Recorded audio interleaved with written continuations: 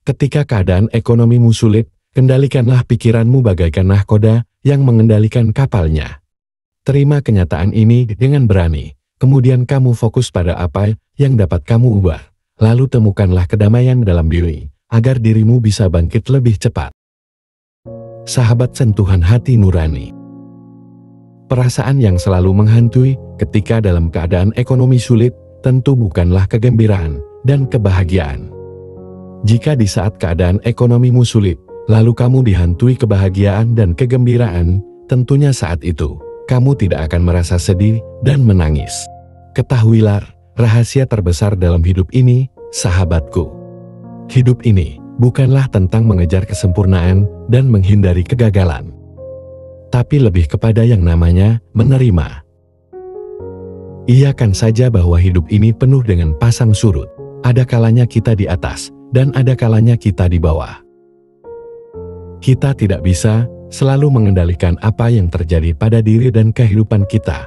Akan tetapi, kita ini punya hak memilih bagaimana kita menanggapinya. Mengejar kesempurnaan dengan ekspektasi tinggi hanya akan membuat kita frustasi dan kecewa. Kita harus benar-benar menyadari bahwa sebuah kegagalan adalah bagian dari hidup. Pahami dengan baik kalau kegagalan itu adalah kesempatan untuk belajar dan berkembang menjadi lebih handal dan terampil. Kejayaan dan kesuksesan yang kuat seringkali didasari oleh pondasi yang kokoh. Bukan hanya tentang kekuatan fisik dan fasilitas yang canggih, tapi juga tentang kecerdasan dan juga kelincahan. Menerima berarti menerima diri kita sendiri apa adanya, dengan segala kelebihan dan kekurangannya. Menerima berarti kita menerima kenyataan hidup ini apa adanya, dan tentunya dengan segala suka dan dukanya. Ketika kita menerima, kita melepaskan diri dari ekspektasi yang tidak realistis dan tekanan yang tidak perlu. Ketika kita menerima, kita menjadi lebih bebas untuk menjalani hidup dengan penuh kebahagiaan dan kedamaian.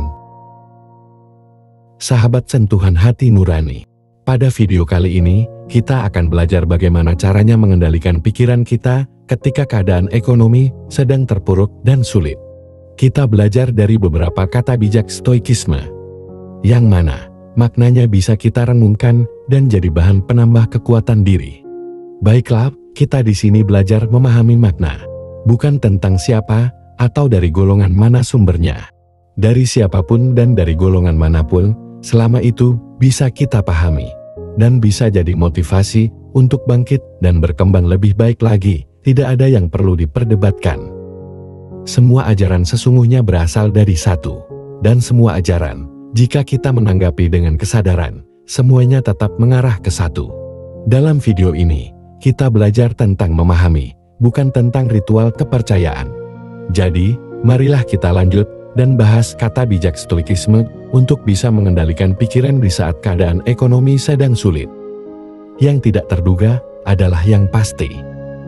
Untuk dapat mengendalikan pikiran di saat ekonomi sulit, kita harus bisa menerima keadaan dengan lapang dada. Yang paling mudah menerima kenyataan adalah kenyataan hidup yang manis. Yang paling tidak mudah untuk diterima adalah kenyataan hidup yang pahit. Percaya atau tidak, kamu mulai tersenyum karena kamu mulai yakin bahwa menerima yang paling mudah adalah menerima keadaan yang menggembirakan. Dan menerima yang perlu latihan adalah menerima keadaan hidup yang pahit dan tidak menyenangkan. Jadi, manakah yang perlu dilatih? Benar. Yang perlu kita latih adalah menerima kenyataan hidup yang tidak sesuai dengan keinginan dan harapan. Ketika kita melakukan penolakan terhadap kenyataan, rasakan saja, itu hanya akan memperpanjang penderitaan. Yang datang adalah yang pasti, yaitu yang harus kita terima. Karena apapun yang hadir, dia sedang membawa pesan semesta untukmu. Hanya satu hal yang benar-benar milikmu, yaitu pikiranmu. Fokuslah pada apa yang bisa kamu kendalikan. Ketika menjalani kehidupan ekonomi yang penuh dengan rasa was-was, khawatir, dan bahkan ketakutan, maka kita harus menerima kenyataan ini apa adanya dengan ikhlas. Selanjutnya, kamu harus fokus ke hal-hal yang bisa kamu kendalikan. Yang bisa kamu kendalikan adalah dirimu sendiri, pikiranmu, perasaanmu, ucapan, dan tindakanmu. Ingatlah, dirimu diberi daya untuk berupaya. Keadaan saat ini, inilah kenyataan sesungguhnya. Keadaan di luar diri memang sangat memilukan. Jika hari ini kita tidak punya uang, kita merasa bingung dan sedih, apalagi punya anak yang kepengen jajan. Mungkin pasangan dapat menerima, tapi seorang anak kadang tidak dapat mengerti kondisi orang tuanya. Kendalikan pikiran, perasaan, perkataan, dan tindakan. Tetap tenang dan mulailah mengumpulkan energi positif baru untuk bangkit. Bersikaplah tabah dan tegar. Epictetus berkata, keteguhan adalah kebajikan yang kokoh. Keteguhan adalah perisai yang melindungi kita dari rasa takut dan cemas.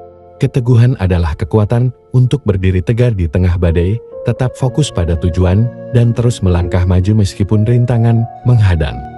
Keteguhan hati ini penting, karena keteguhan hati membantu kita mengatasi rasa takut. Ketika kita teguh, kita tidak mudah menyerah pada rasa takut dan keraguan. Keteguhan hati membantu kita fokus pada solusi. Ketika kita teguh, kita tidak terjebak dalam masalah, tetapi mencari jalan keluar. Keteguhan hati membantu kita mencapai tujuan. Ketika kita teguh, kita tidak mudah goyah dan terus berjuang sampai mencapai tujuan. Bagaimana cara mengembangkan keteguhan hati? Mari kita latih keteguhan hati dengan cara hadapilah rasa takut dengan berani. Jangan fokus pada hal-hal yang di luar kendali dirimu, tetapi fokuslah pada apa yang dapat kamu rubah. Tetapkan tujuan yang mungkin bisa dicapai dan fokuslah pada langkah-langkah kecil untuk mencapainya.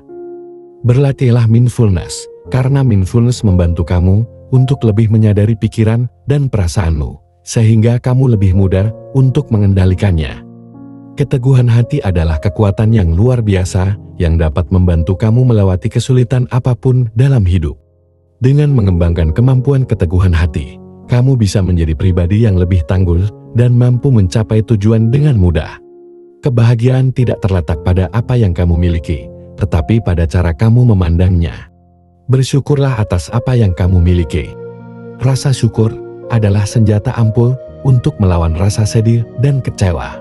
Stoikisme mengajak kita untuk bersyukur atas apa yang dimiliki, bukan meratapi apa yang tidak dimiliki.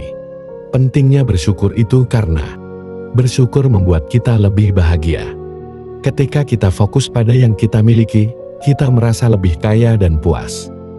Bersyukur meningkatkan kesehatan mental. Rasa syukur membantu mengurangi stres dan kecemasan. Bersyukur memperkuat hubungan. Ketika kita bersyukur atas orang-orang yang ada di sekitar kita, hubungan dengan mereka menjadi lebih positif dan kuat. Kembangkanlah kemampuan bersyukurmu dengan cara luangkan waktu beberapa menit setiap hari untuk merenungkan hal-hal yang perlu kamu syukuri supaya mudah. Buatkanlah jurnal rasa syukur. Ungkapkanlah rasa syukurmu kepada orang lain dengan cara mengucapkan terima kasih kepada orang-orang yang telah membantu dan mendukungmu. Lakukanlah sesuatu yang baik untuk orang lain, karena dengan membantu orang lain, ini meningkatkan rasa syukur dan kebahagiaan untukmu. Kebaikan adalah satu-satunya investasi yang tidak pernah gagal. Membantu orang lain, bahkan dalam hal kecil sekalipun, ini dapat memberikan rasa tenang dan makna dalam hidupmu. Stoikisme mengingatkan kita bahwa kebaikan hati adalah kunci untuk membangun komunitas yang kuat dan saling mendukung. Hiduplah sesuai dengan kebutuhan, bukan keinginan. Hiduplah sederhana dan hemat. Gaya hidup sederhana dan hemat bukan hanya membantu kita melewati masa sulit, tetapi juga membebaskan diri dari jeratan materialisme.